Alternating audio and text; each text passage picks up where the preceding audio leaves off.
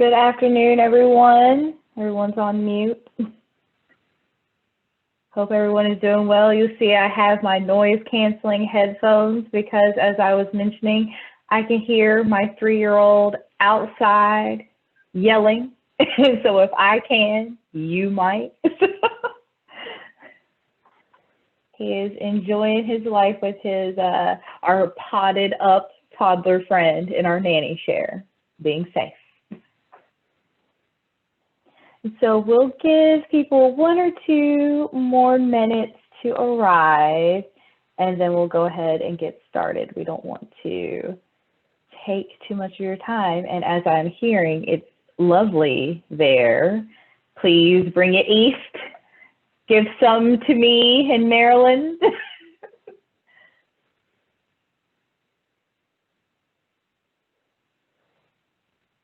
And to Kim in Michigan, so she can have some warmth too before she gets to hibernate for winter.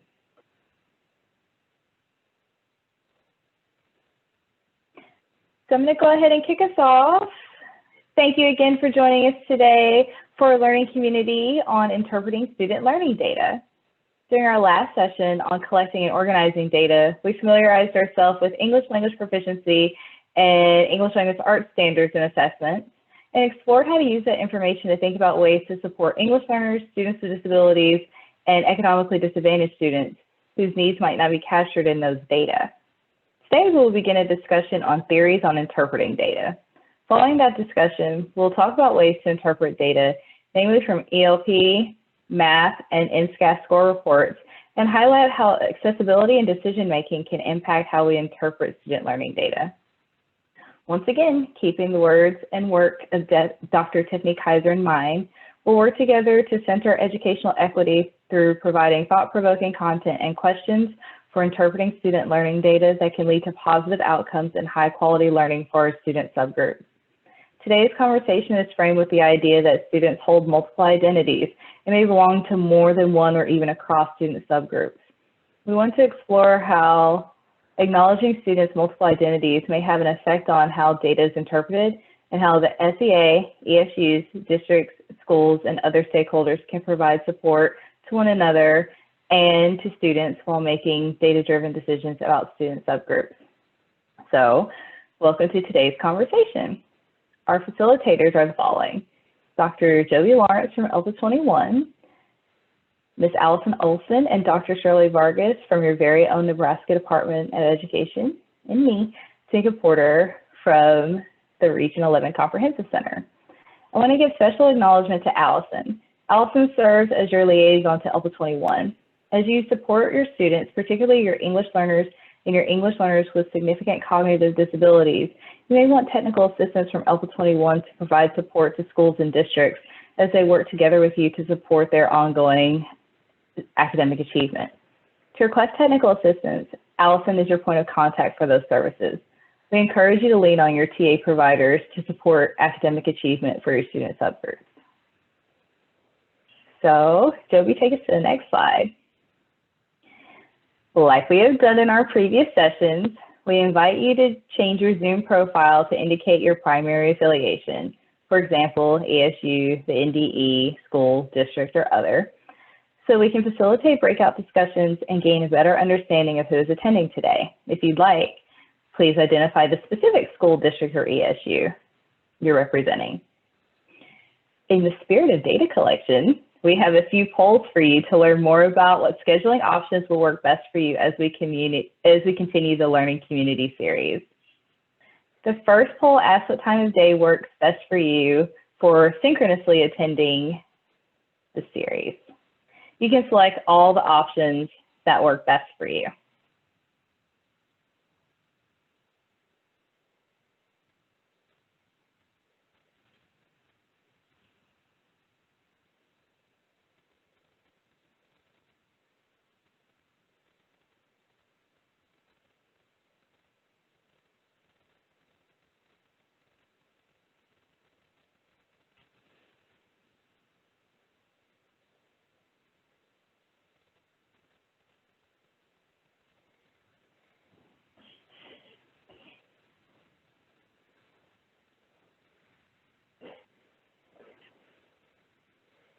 So we'll close the poll in 13 seconds when we reach a minute. We'll wait for our last 2 respondents to participate. Otherwise, we'll close the polling. All right, that's it, close it. Oh, we got 1. So morning seems to be the most popular response, followed by afternoon, and I see less than half of you would prefer to attend midday. Thank you so much. So our second poll asks what day of the week works best for you for synchronously participating in the learning communities. Like the first poll, you can select all options that meet your needs.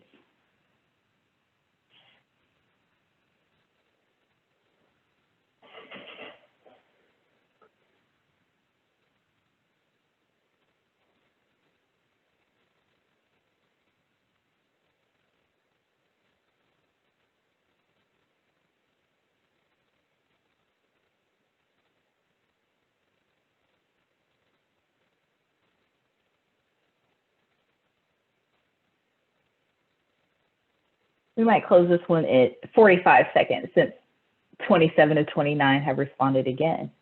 What? Nobody wants to meet on Fridays? You're kidding. Shocked. Okay, Thursday is the clear winner. Yes, followed by Wednesday. Okay, well, thank you. Thank you for joining us and answering our questions to the polls. We'll review the data, and if the data suggests is necessary, which it looks like it might, we'll change our day and time for our synchronous meetings to best fit the group schedule. Now we'll move to our objectives. We'll go 2 slides ahead. Today, we'll think about the ways to reduce biases that may unintentionally be introduced as we interpret data. We'll also identify ways to interpret student learning data through sample score reports from interim and summative assessments. And as always, we'll continue our conversations on strategies that we can give to educators as they interpret student learning data and make instructional decisions that support their students. So before we move to our, well, we can move to our next slide, but before we move to the activity that's on our next slide, in the spirit of continuous improvement and, of course, interpreting data, we're asking for just a little more data from you. We'd like to get more feedback from you through a brief evaluation survey on your perceptions, see, going all the way back to the understanding data session of the learning community session, of this learning community session. Betsy will drop a link in the chat. If you could fill out the survey at the end of the session, we would greatly appreciate your feedback. We also know you're busy and may not be able to stay for the entire session, so if you could fill out the survey before you leave, that's also great. Now, let's get started and get to know one another a little bit better. We'll move to our icebreaker. In small breakout groups, we'll spend about 5 minutes chatting about which image depicts how you feel about using data. Interpretations of each image are individual and there are no wrong answers. Betsy, let's get us started. Welcome back, everyone. I hope you got to learn more about yourself and your breakout group team and which image depicts how you and your group feels about data. We'll transition now into a brief discussion about theories on interpreting data.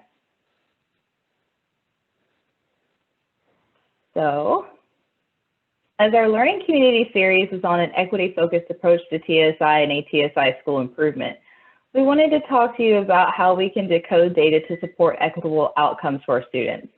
I know as we work with data, as we talked about in our breakout group, sometimes we can be dismayed with how it's used, discussed, collected, analyzed, and so on. Sometimes data can be hard to understand because it's layered in all these terms and jargon. We're left scratching our heads wondering, what just happened? Why am I even here? What am I even looking for? So, generously borrowing from We All Count, we offer 3 ways that we can address the issue. First, we can democratize our data. What I mean by that is we can make our data tools, materials, and resources widely available to those who want and need to access it. Going back to our first intersession activity with the demographic data inventory and our first lunch and learn, we discussed a lot about who has access to data. We joke sometimes that it exists on high or that one person has access to it, but if they aren't in the office, it's inaccessible. We can challenge that system by democratizing data and making it more accessible. Next, we can demonstrate our data knowledge by showing our colleagues how to go through the data process with these magically democratized data tools, materials, and resources. Finally, we can demystify data. Jargon can be difficult to navigate. Making the steps of the data process, by which I mean understanding, collecting, organizing, analyzing, and interpreting data, can be tenuous at best. If we can explain data terms and concepts in accessible and plain-spoken terms, then we can bridge knowledge gaps and start using data to support equitable outcomes. So on the next slide, as we're discussing decoding data for equitable outcomes, here are some terms that we might want to know. Hopefully, these won't sound so jargony to you. The first term is anonymized. Anonymizing data includes stripping identifiers from individuals so that their responses aren't directly attributed to them. That process can be done either by making the data permanently unrelated to specific individuals or through coding data, which can make some of the information identifiable through linking it back to the code. Identifiers include direct information such as name, address, date of birth, social security number, anything that is unique to the individual. Indirect identifiers include location, district, or school. Another term to know is bias. Bias is systematic error introduced into sampling, selecting the group that is being analyzed, or into assessment by choosing, encouraging, or prioritizing a preferred outcome or answer. How does this happen? Does it happen because we intentionally pursued a particular outcome or answer? Maybe we unintentionally or accidentally introduce bias by narrowing our sample size. Introducing bias is often a combination of factors. So our next slide, let's talk about how we can reduce bias in the data process. We can start by considering the steps we take. When we think about understanding data, we can make sure that we're aware of perspectives we're using and be sure to include multiple sources and different perspectives to tell a complete story.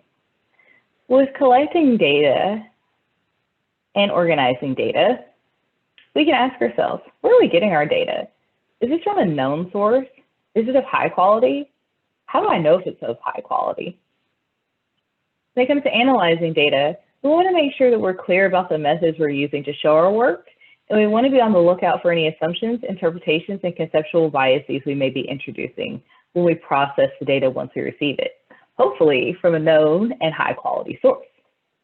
Finally, when we interpret our data with an equity lens, we want to take a step back and step outside of ourselves to think about how our experiences, worldview, and opinions may shape the way we interpret data, and how we can include multiple perspectives that don't perfectly align with our social and historical knowledge, so we don't make one-sided interpretations that center ourselves instead of the work and our students.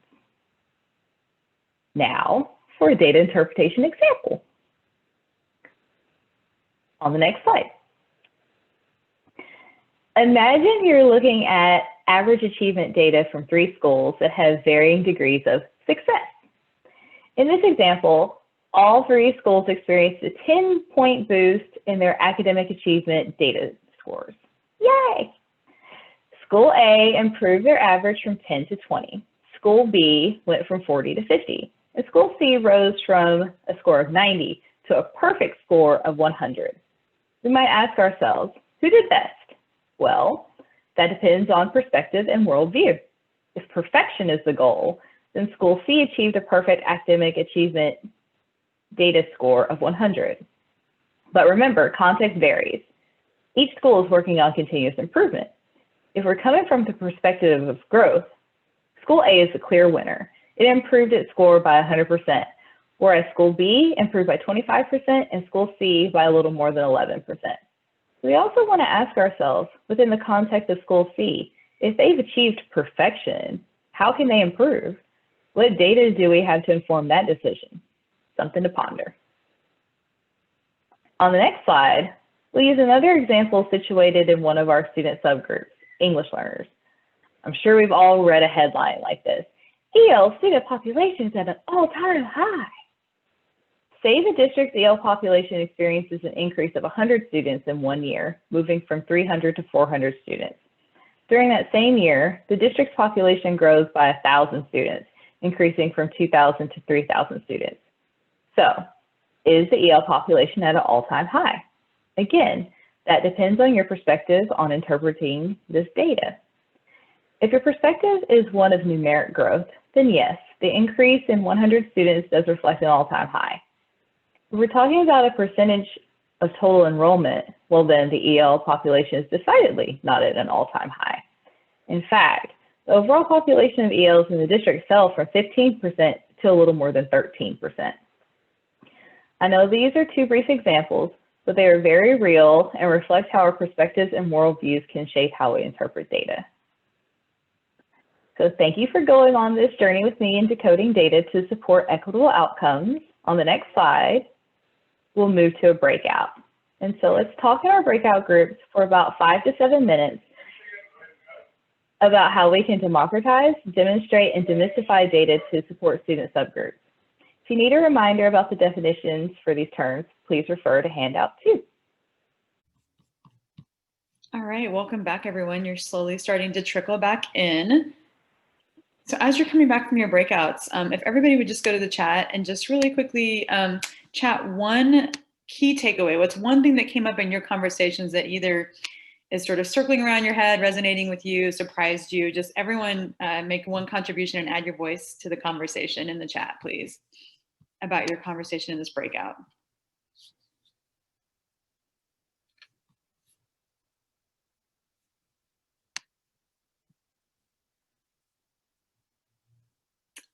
Thanks, Allison. I like Allison brought trust into the conversation, how important it is to have that trust with your colleagues and with your families, and in order to be able to effectively share data and have those sometimes critical conversations that you need to have. Well, that was a group effort, but absolutely. We talked a little bit about how the PLC process, I think, has kind of changed that for a lot of districts. Excellent, thank you. So take a minute and just kind of scroll up and down the chat, see what all your colleagues are saying and how they're sharing out how you can demystify data to support all of our student subgroups, because we're going to dive into taking a look at how we take in and consume our data and the ways we make that make sense to be able to change instructional practices for students, especially students from our subgroups, like our English learners, students with disabilities, as well as students who are from low SES groups as well. So I'm going to start off by talking about the ELPA 21 score reports, which are the assessment reports for English learners. And then we'll also be talking about other score reports. So I want to start out just by kind of getting a sense of how many of you are familiar with these score reports. So take a look at the ELPA 21 score report snapshots on your screen. This is handout number 3. And again, we're going to talk more in depth about the screener and the summative assessments. But first and foremost, we just want to know, you should see a poll, and it's asking you just to give us your honest opinion, because this is anonymous, but to what degree are you familiar with the ELPA 21 assessments? So 1 is not at all familiar, 2 is a little bit, 3 somewhat, and 4 very familiar. So we'll give folks about a minute here.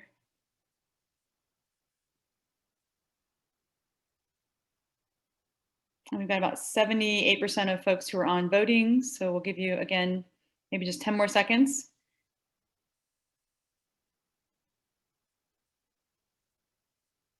And then we'll go ahead, and it looks like we've got about 90% of our folks that have voted. Take a look at the poll results. In this group today, we've got about 42% of you who are not at all familiar with ELPA 21 score reports.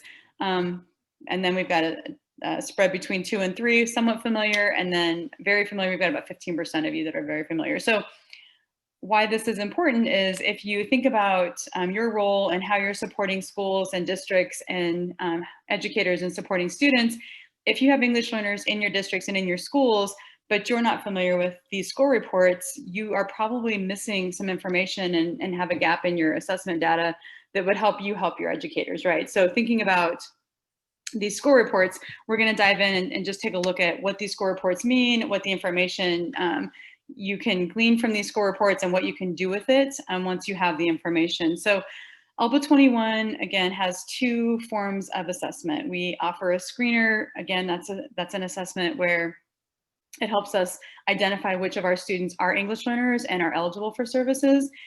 And then we have a summative. So the screener, this is a sample of a screener report, and you can see here our assessments are broken down by all 4 domains. So reading, writing, speaking, and listening, those are the 4 domains of language.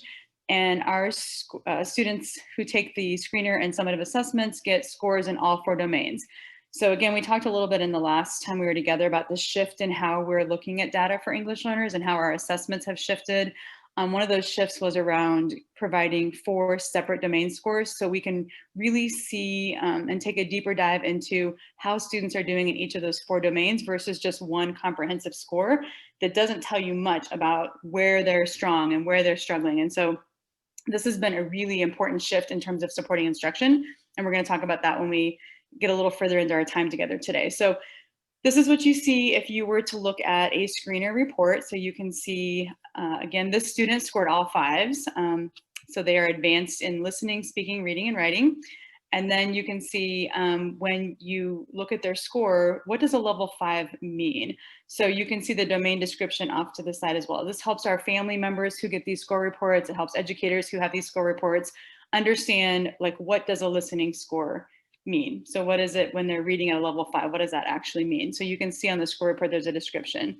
So again, the screener helps us identify students. This student would not be eligible for services. This student scored all 5, so this student would not be identified as an English learner and would not be eligible for EL services.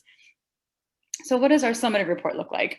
So our summative report is given annually. Again, all students are required, if they are identified as English learners, they're required to take a summative assessment annually.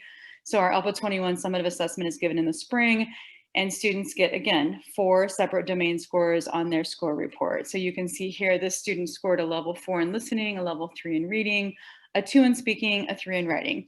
So when you're looking at this, again, you get a description of what that means. So what does it mean if a student scored a 4? But more importantly, you can quickly see where students may need some additional support. So when you're scaffolding instruction, you can see here, this student is not as comfortable speaking. And if you're going to be looking at ways to intervene, you'll be able to see where you can start to focus in some of your instructional support. And then you can also see where the student is stronger, and you can leverage that domain in order to be able to meet that student's needs. So again, these 2 reports give you a lot of information about your students' language proficiency, as well as how they are engaging with academic English in the classroom. And so I'm going to turn it over to my colleague in Nebraska, who's going to talk you through the score reports that you have in terms of content assessments. Thank you, Joby. And I know we're going to be tag teaming this with Allison, so unmute and feel free to jump in whenever you're ready. We're going to start off really similarly to how we did with the LPA 21 score reports, and just take a quick poll in relation to the familiarity you might have in reviewing or having seen these school level score reports for the NSCAS. And this is specifically for grades 3 through 8. ACT, we know, also has a different score report. And the school level report provides us a quick glance of student performance. So just take a moment there and identify whether you're not familiar at all, a little, somewhat, or very familiar, and can apply them to meet the needs of your schools.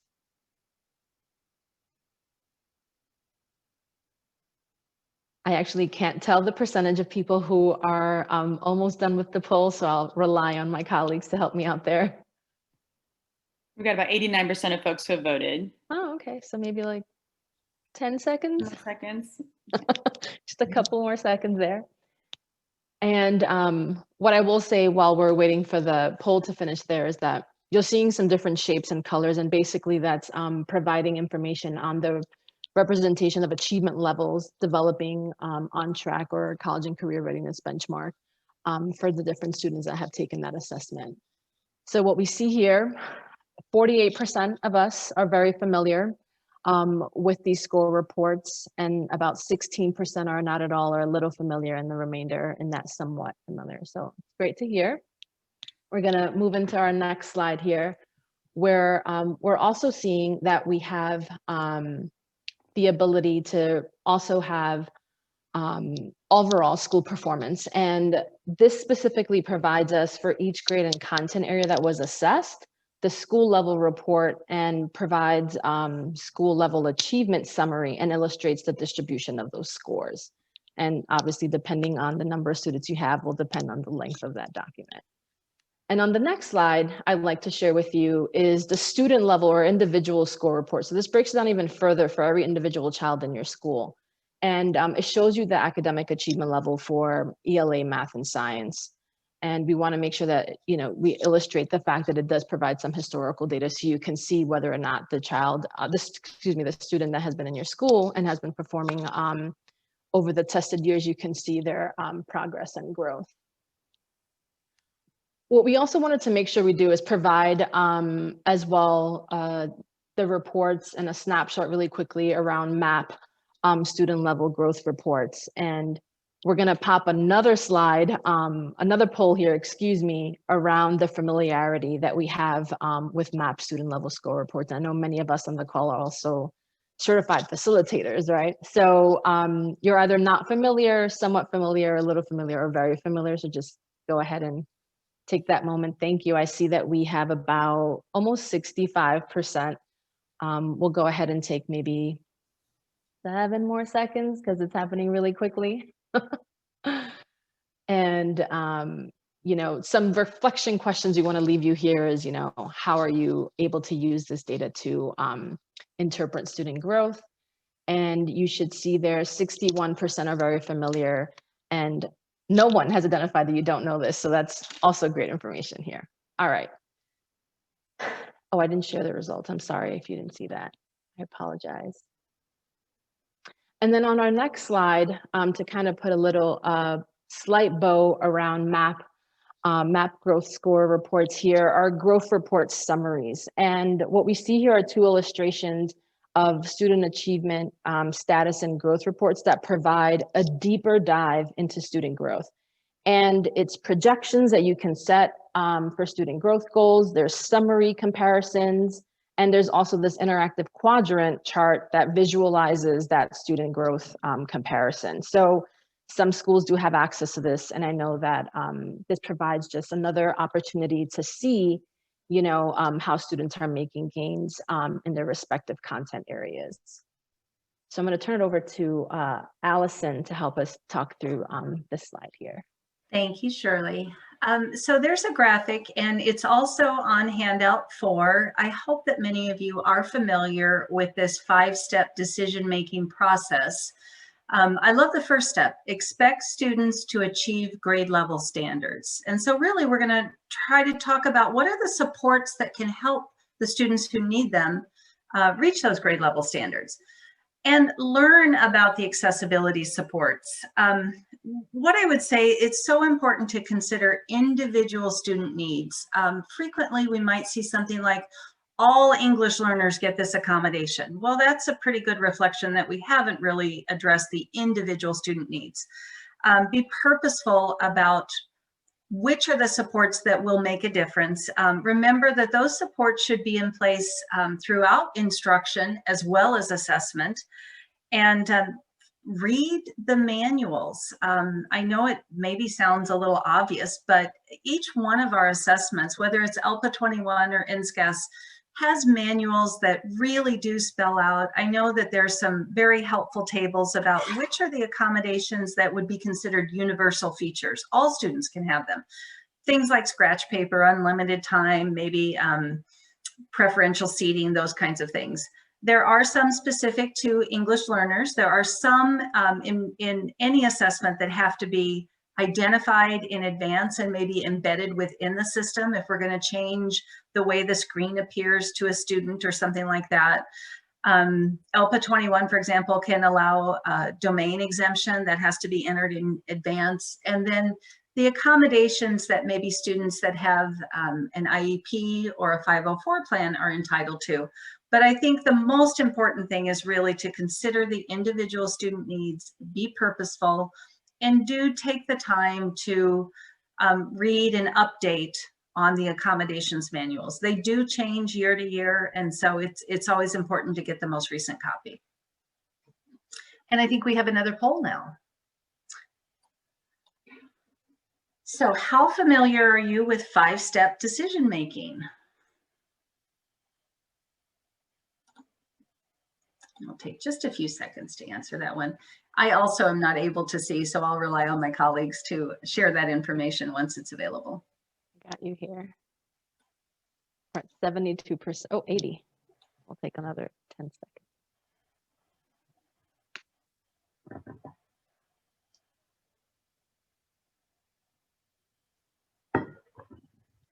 Maybe just a couple more seconds. Mm-hmm. All right.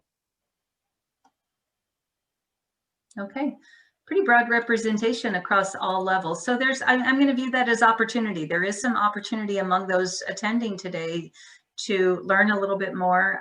There is information with the handout. As I said, each of the assessments has a manual, and certainly those of us at the NDE are always available to answer questions and provide support. So now we're going to transition to a breakout session here. And I'm checking our time. So I think we have enough time here to engage in this dialogue. And we'd like for you to have a conversation around these 3 questions. And, starting with, what are some additional data you might need about the different student groups in your schools that's not provided in the score reports? And getting back to the earlier question around democratizing, demonstrating, and demystifying that data. And then how do you know if what you're doing is actually working for students who have been identified as economically disadvantaged? And as you see there, it's also on slide, handout 5. And we'll take about 7 to 10 minutes for this conversation here. All right, welcome back, everyone. We're all starting to trickle back into the main room. I was able to get into almost all of the breakouts, and I heard some really amazing conversations. And so thanks for engaging at such a high level in these 3 questions. So if you, again, would just really quickly in the chat, just because not everyone got a chance to hear from everyone else. And so I would love to have folks who were not in your breakout get a chance to get just a sense of what you took away from the conversation. So is there any big aha, anything that struck you as really important to keep reflecting on as you move forward? So in the chat, if everyone could just post one key thing that they took away from that conversation. I will just, again, keep an eye out, and then I will sort of pull out some things that either are themes that are coming out or just something that strikes me. Looking at attendance data, perceptual data, things that might be missing sometimes. Thanks, Anne, for starting the conversation. Having it all in one place that's easily accessible. Thanks, Nicholas. Looking at all sources, identifying intervention based on needs, identified by data, and then implementing that with fidelity, and then tracking and monitoring. Qualifications for special education services. Shirley's group chatted about the importance of including classroom formative assessment data.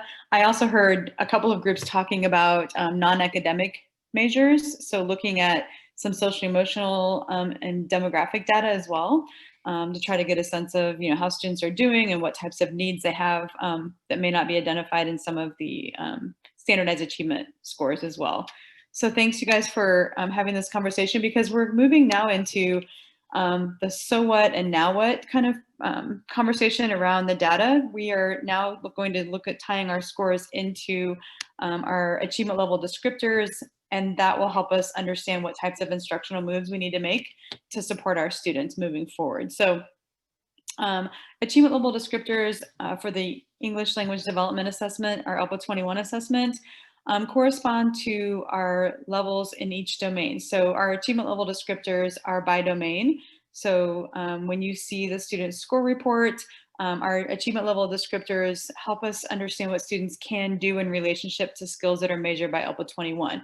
So going back to the standards, our English language proficiency standards, these ALDs help us understand how students are doing in terms of engaging with those standards and being able to implement academic language in the classroom. These ALDs can be used by our educators to personalize instruction for language development needs. So as we look at our achievement level descriptors, our educators who now have score reports that direct them to a specific area of the ALDs. For example, if they know that they have a student who, as we saw in that example of the score report, was really struggling with speaking, I would head to my speaking ALDs, look at my level 2, which is where my kiddo scored, and start to see what can my student do here? How am I going to move them from level 2 to level 3? So what do I need to do in terms of classroom interventions around language development that helps me move the student from the level 2 to level 3? And how, again, do I keep that student in the zone of proximal development? This is how I know. This is how I find the sweet spot when I'm teaching. So when you take a look at the ALDs, what do you notice about them? So just take a minute, take a look at what's on the screen. You also have a handout with the ALDs. So if it's hard to see here, handout 6, which I think Betsy put in the chat for all of us. It's a little easier to read when you have the handout in front of you, but take a look at these and then just chat one idea in terms of what you notice. So when you look at what's on the ALDs, what's something that jumps out at you that you notice about these? And again, we're just going to use the chat for the sake of time. It's a lot quicker to chat versus, coming on and off microphones.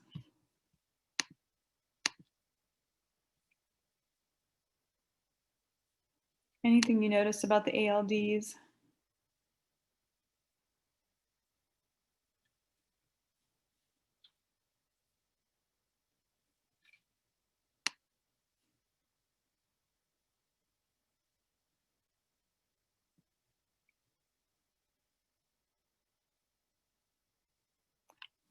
Thanks, Mark. So they are specific to grade level bands at the top. So each of our grade bands have their own set of ALDs. So again, you're able to see, if you're teaching kindergarten, you'll take a look at the K1 grade band information that'll help you understand what your student knows and should be able to do with language at that level. They're written in positive language of what students are capable of, Eileen, thank you. Levels 4 and 5 reflect academic language expectations for all students. Thanks, Allison. And then how might you use this if you're supporting educators? How might you use the ALDs in coaching conversations with them, or as you're thinking about supporting them, as a tool for planning instruction and assessment? So how could you potentially anchor some of your coaching conversations and support around these ALDs when you're working with educators who have English learners in their classroom? Again, in the chat, are there some ideas for ways you might use this as a tool to help them plan instruction and assessment?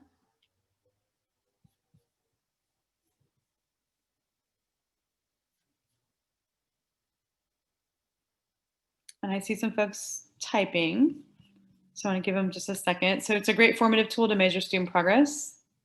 Absolutely. Because once you know what students can and should be able to do with language at that level, then you can look and see, are they actually doing that with language at that level? Is it something that you're seeing? Are you seeing evidence of this? Actually put in front of the students so they know their learning progression. So using these to have those conversations with students as they can be thinking about, again, where they are and where they're trying to go. Thanks, Eileen. Anything else? And then they know what the success criteria is for the next level.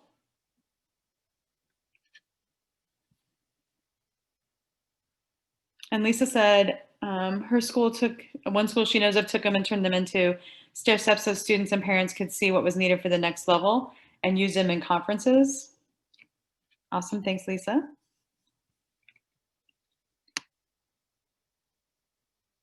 And Allison says it helps to determine if students have regressed after periods of remote instruction.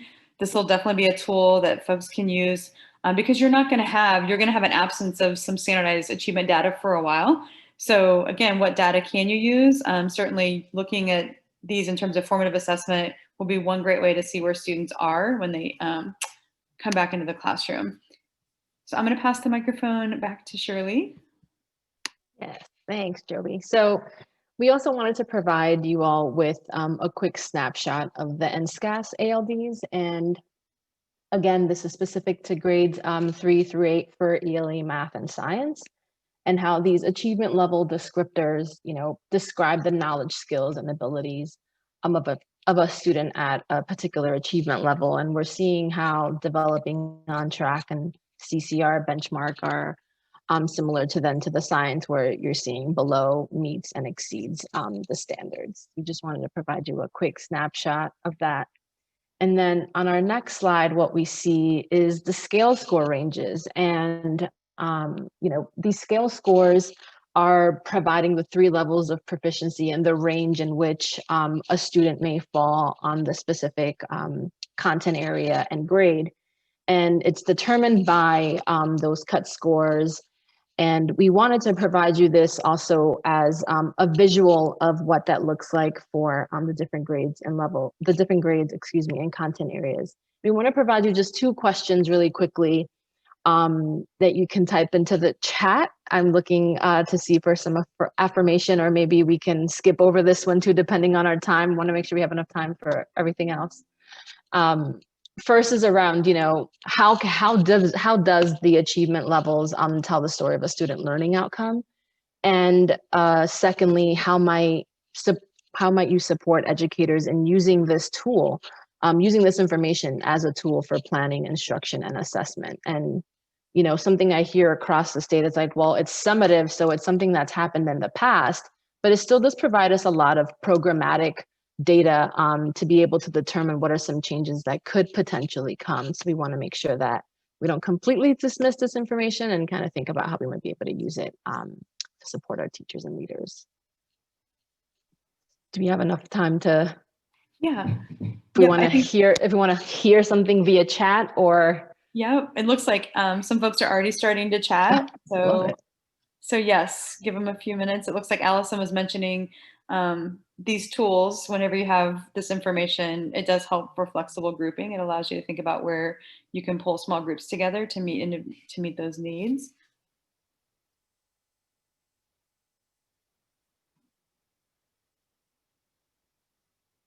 Thank you, Eileen, for using the ALDs and ELA to assist with proficiency scales, and also looking at student work. I think that's great, and thinking about how all these things are integrated. And awesome for differentiation, how critical that is for all of our learners, especially those that speak a different language or maybe have a different ability. Awesome. So I'm mindful of time, so I want to make sure that we can get back to our programming here. So I'm going to turn it back over to Joby and take us through our next segment. Thank you.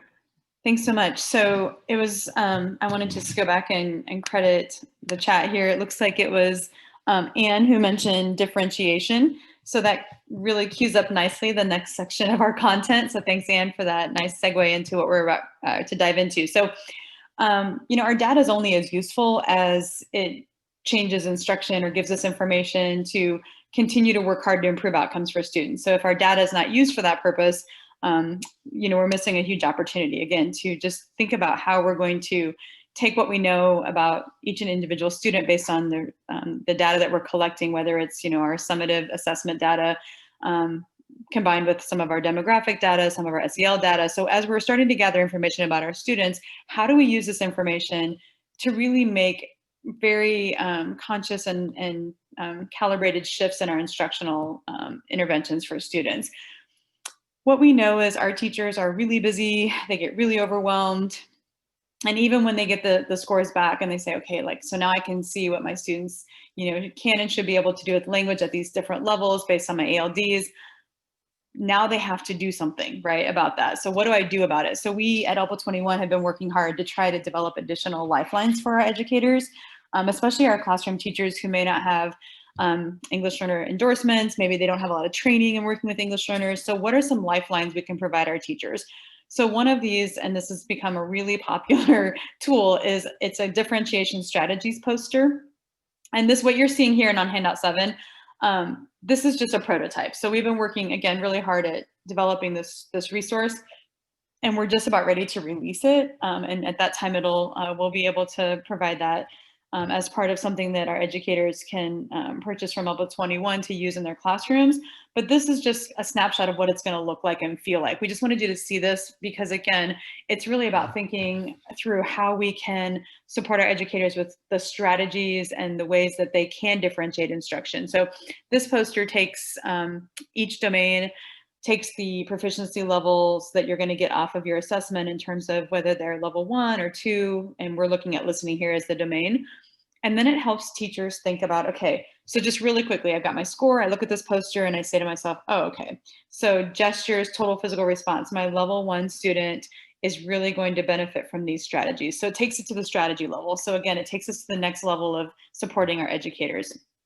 So with this poster, it again is just meant to be a tool in the teacher's toolkit to give them some quick ideas for ways that they could potentially use strategies to ensure that all of their students are able to meaningfully access the content.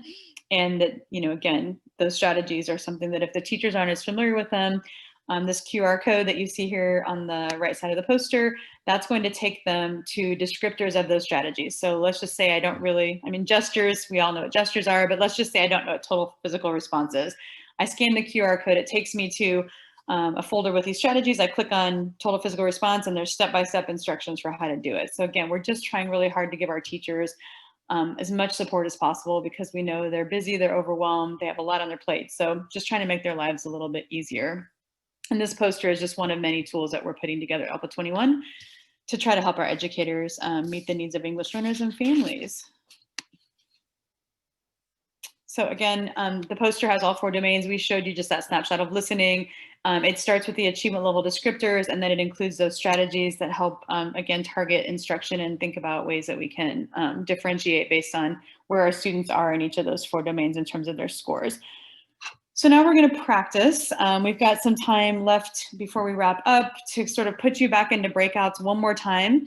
And then we want you to, we're going to assign you a student. So you've seen these student profiles before. You picked one to work with for your intersession assignment. If you were here during our last conversation together in the Lunch and Learn, you already have worked with this handout. But handout number 8 has all of the student profiles. And when you go back into your breakouts, we are actually going to assign you one. So you're not going to get a chance to select it. We're going to assign you a profile. And then when you get back into your groups, we want you to take a look at that student. So if you're assigned student number 1, take a look at your student, and you're going to pull together all the resources that we've shared today. And you're going to start talking about what instructional strategies you would advise educators to use based on your student profile. So you've got the ALDs to work from, you've got, obviously you've got your score information on the profile, you've got like this handout of the poster to kind of take a look and see what you could pull together. So this kind of basically walks you through the process of, you know, how you might support educators in the classroom when you get student scores back or when you have information about your students. Sort of, it gives you a chance to walk through the process of really coaching around what steps would teachers take to meet the needs of the student in the classroom. So again, you have all of the information, all of these handouts will serve you to be able to start to pull together some guidance and advice for educators to use with the student that you're going to be assigned. So when you get into your breakout room, we have assigned, again, we basically made this as easy as possible. So I apologize if you didn't get the student you're hoping for, but we wanted to make sure everyone had a student to work with. So in the breakout rooms, when we open those rooms back up, I'll be kind of floating around making sure you know which student you're working with, but your room number is your student number. So if you're in breakout room number 1, you're working with student number 1. And then the student profiles obviously have numbers at the top as well. So just look for the number of the student that corresponds with your group. All right, welcome back everybody. Thanks so much. I heard some really amazing conversations in each of the rooms that I was in. So just before we, I hand it back over to Tamika to wrap us up, I just wanted to ask with the conversations you had in your breakouts, as you pulled all the data together and used one of your own sort of student profiles to think through how to adapt instruction, again, some key takeaways, something that you learned from this activity, something that you think you could use from this activity. Janet, it's a very good conversation. I agree. I was able to hear some really deep conversations about like the way you would approach instructional modification for the student you were working with. Anything else? You can use the chat.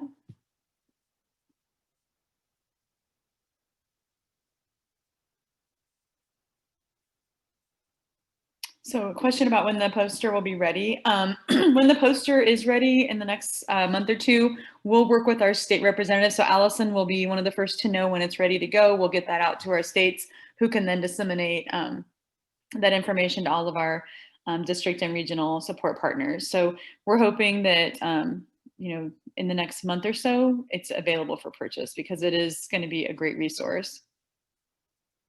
Thank you, Allison. And thanks, Mark. All right, so thanks again for your conversations around the student profiles. I'm going to turn it over to Tamika to bring us in for a landing.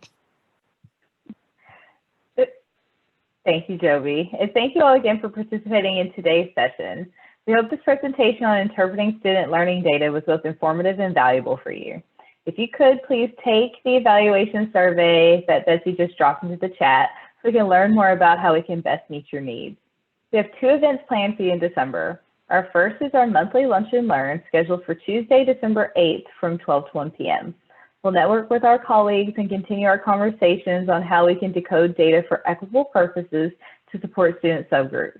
Please join us for our next learning community on Thursday, December 17th. More details about that session are forthcoming, especially since we received some of your data about times and dates. We want to thank Joby Lawrence, Lakita Moss, and the ELPA 21 team for the wonderful content they have provided for us over the past 2 sessions. And again, if you have technical assistance, if you need technical assistance to support EL student learning, please don't hesitate to contact Allison. Shirley, would you like to close us out? Thank you all very much for sticking with us on this afternoon here. And we know that next week is a short week, so we want to make sure that you also have a safe and happy holiday season. And we will look forward to seeing you all again soon.